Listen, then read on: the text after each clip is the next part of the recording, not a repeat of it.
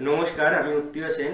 ক্রাফটিমেক art স্কুলের পক্ষ থেকে আপনাদের সবাইকে অনেক ভালোবাসা ও স্বাগত।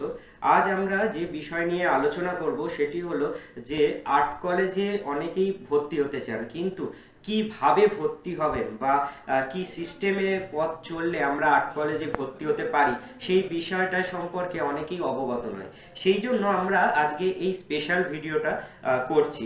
তো আমাদের তরফ থেকে সর্বভাবেই চেষ্টা থাকবে যে যারা শিল্প ভালোবাসেন বা যে সমস্ত মানুষরা শিল্প নিয়ে কিছু করতে চান, শিল্পী হিসাবে জীবনে দাঁড়াতে চান, তাহলে কিন্তু আর্ট কলেজ কিন্তু একটা গুরুত্বপূর্ণ ভূমিকা পালন করে। তো সেই জায়গা থেকে আর্ট কলেজে কিভাবে ঢুকতে হবে তার বেসিক ফর্মালিটিসটা আগে আমি বলে দিই, যেটা আমাদের মানে প্র্যাকটিক্যাল ভাবে করতে হবে। সেটি হচ্ছে যে আপনাদের কিন্তু একটা থিওরিটিক্যাল পরীক্ষা দিতে হবে আর্ট কলেজে ভর্তি হওয়ার সময়, এবং আর একটা প্র্যাকটিক্যাল পরীক্ষা দিতে হয়। প্র্যাকটিক্যালটায় অনেক সময় কম্পোজিশন ড্রয়িং দেয় অথবা স্টিল লাইফ দিতে পারে। তো এই দুটোর মধ্যে যে কোনো একটা দিতে পারে, হয় পেন্সিল স্টাডি দিতে পারে, পেন্সিল স্কেচ করতে হয় যেটা, আর না হলে ওয়াটার কালার দিতে পারে।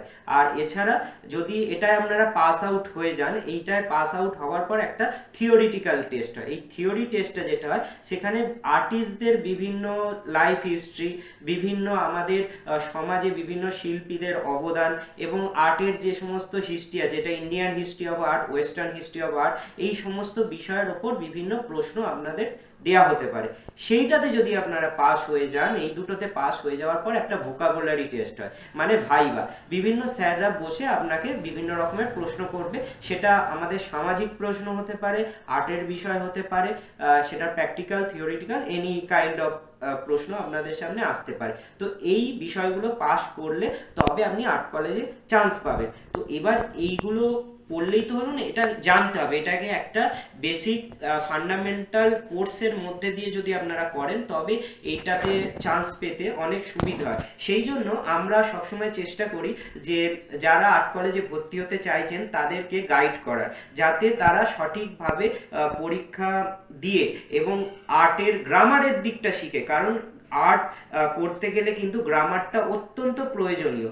আপনি যদি অ্যানাটমি স্টাডিটা না করেন তাহলে আপনি কম্পোজিশন ড্রয়িং করতে পারবেন না। তো সেই জন্য অ্যানাটমিক্যাল দিক দিয়ে এবং থিওরিটিক্যাল দিক দিয়ে, দুটি দিক দিয়ে ক্রাফটিমেক আর্ট স্কুল কিন্তু আপনাদের শিক্ষাদান করে থাকে। তো এবং আমাদের এটি দীর্ঘদিনের প্রতিষ্ঠান। আমরা দীর্ঘদিন ধরে বিভিন্ন আর্ট কলেজে যারা ভর্তি হতে চাইছেন সেই সমস্ত ছেলে মেয়েদের আমরা ক্লাস করিয়ে থাকি।